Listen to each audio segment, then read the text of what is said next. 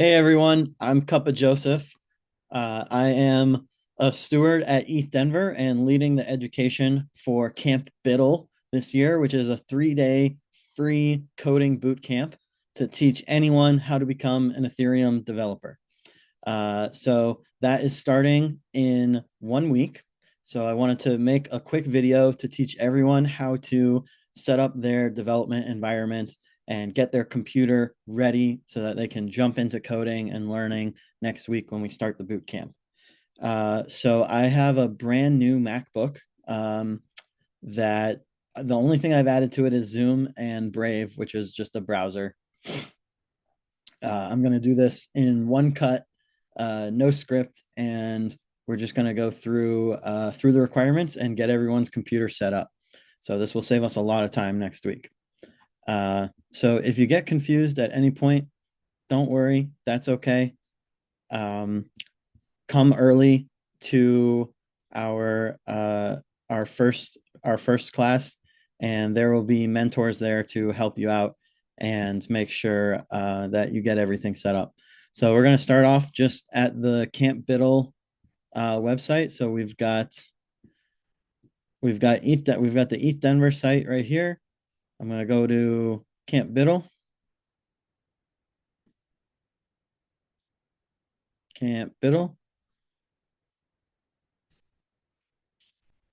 Let's see. And there should be a nice little list of requirements.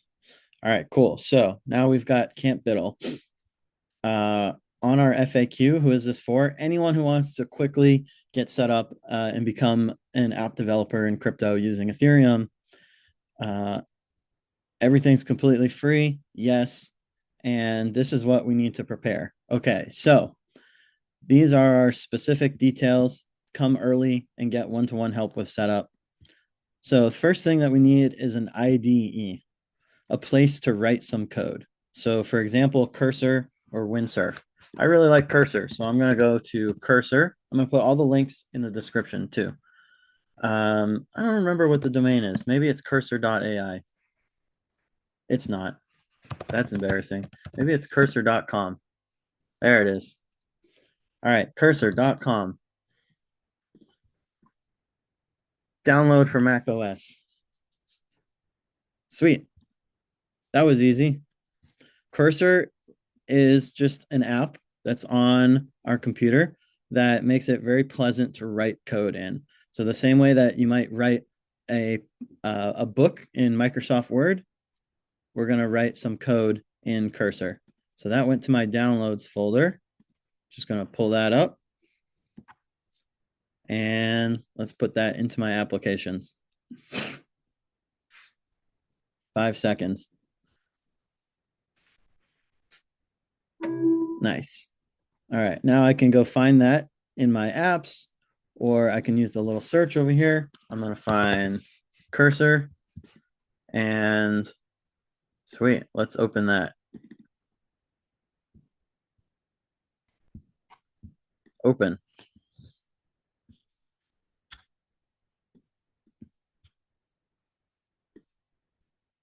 Great, looking good.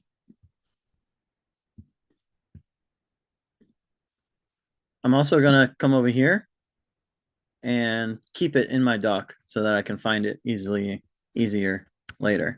Other good ones that you don't have to sign up for is, let's see.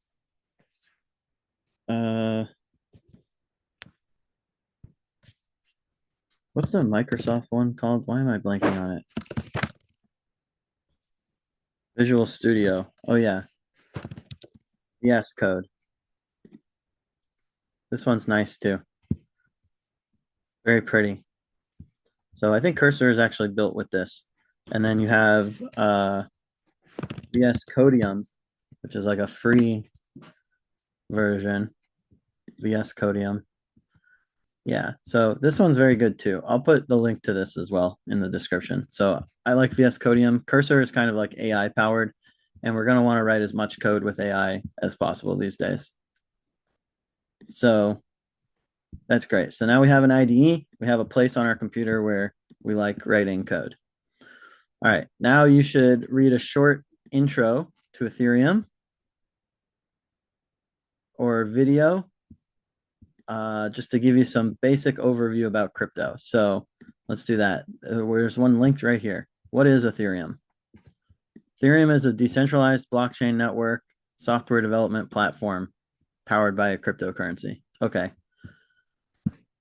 So maybe read a little bit about this or watch one of my old what is Ethereum intro videos too. All right, next we want to install Forge Foundry on our computer. Forge is a library that helps us compile and write code in Solidity, which is the main language, programming language for Ethereum. So this says install Foundry up and using curl. What does that mean? Where do we even put it? How do we use curl? Oh, they don't explain that because they think that you should already know that. So I'm going to come up to my little search up here to look for apps on my computer. And I'm going to look for terminal. Great. And if you're on a Windows, this might be called command prompt or something else. Or you could look up other ways of how to run terminal on a Windows. All right, so let's open terminal. And I'm also going to come down here, right click, options, and keep this in my dock so it's easy to find later. All right, terminal is great. Terminal lets me run commands on my computer, and this is just like an actual terminal for your computer. It's like your command center. So I can do ls to see a list of all the files that are on it. I can do cd to change directory and go to my desktop and hit tab to autocomplete. And it might be a good idea to look up a couple like terminal for babies or terminal basic commands if you've never used terminal before. Knowing a couple basic commands like being able to list the files or change directory can be very helpful. So we've got terminal, and anything that says install with bash, anything that starts with like a little money sign, that means that they're expecting you to run it in your terminal basically. So I'm going to do curl, and I'm going to double check the domain right now. I want to make sure I'm on getfoundry.sh, right? And I'm definitely using paradigm.xyz. Yep, that's the right domain.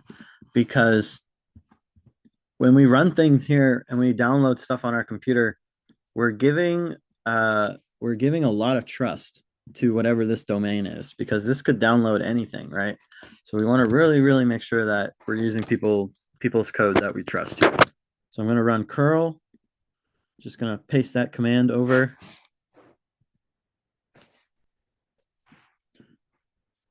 All right. Detected your preferred shell. Okay. This says it gave us some instructions. It says a library is not found. Interesting. But we can always read this output to figure out what to do next. So this says run source or start a new terminal session to use Foundry up. Okay. So I'm going to quit out of terminal. And I'm going to start a new session here. So I'm going to go back to my desktop too, but you don't have to. So now I should use Foundry up. And I just press enter to run the command. Cool. Now it says I have all these Foundry things. I have Forge, I have Cast, I have Anvil, I have Chisel. We don't need to worry about what any of those mean. What any of them mean? You're going to learn that at the bootcamp. And I can even do Forge init. I can do make directory test and then change into my test directory and then do Forge init. Oh, this says Git is required. Git is a versioning software. Let's install that too. Okay. Yeah, continue on battery power. Why not? Oh my God. 10 hours. No, that's not right. Yeah, 2 minutes. That's better. All right. So the init is to initialize a test of Forge. So it'll make us a little template repo, a little template project for us to play with. So yeah, just having all of this done ahead of time, even if it only takes a couple minutes, will save us many hours of class time. So we really want to get the most learning that we can during the boot camp. So anything that you make progress on here, it's all progress, right? And don't feel like if I've skipped over anything or something's confusing, go back, just take it slow, and we'll get through it together. I'm gonna jump cut to when this is done.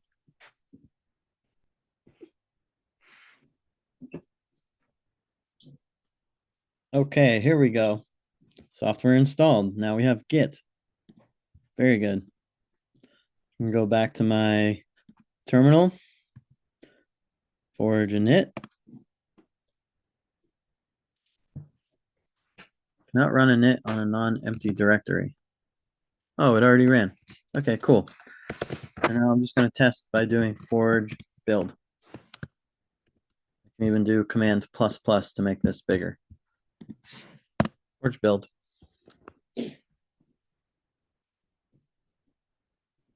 Cool. Now I am a Solidity developer.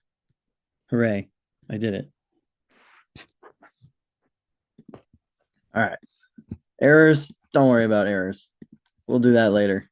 Now at least I know that I have all these programs on my computer. And that's all I really want to do today. So I'll take this. Great. We're knocking out these steps here. So we've got Forge Foundry on our computer. Excellent. We should have a basic understanding of what code or programming is. Okay. How about finding a YouTube video? Oh, geez. And saying, or going and asking ChatGPT and saying, what is a programming language?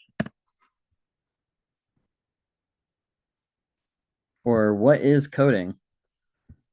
And yeah, spending 2 minutes doing that might be good. Probably any of them are fine.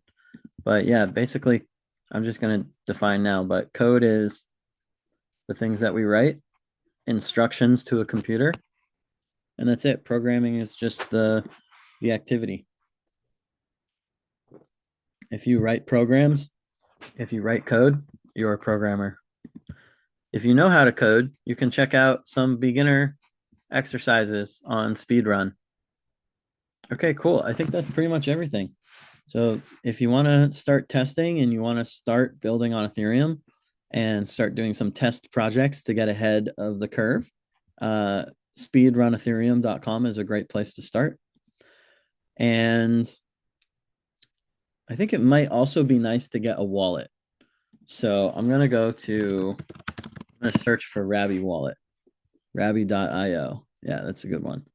And actually, I've already done some things that are not very good practice, which is searching on Google or searching elsewhere for what dev libraries I want to run. So we want to be really, really careful about which URLs we go to, because there's a lot of fake ones that are trying to scam us and take over our computer all the time. So yeah, maybe going through Rabby, the wallet, and getting an extension onto Chrome or Brave, whatever you're using, getting the Google Chrome extension so that you have a little Rabby guy up here. That might also be a really good use of time, because we might be using that to deploy some things later. But yeah, that's basically it. If you have a place to write some code and you have Forge installed on your computer that you can check with terminal or your Windows machine, you're good. And you're gonna be an Ethereum developer by the end of the boot camp. So see you in Denver, and let me know if you have any questions before then.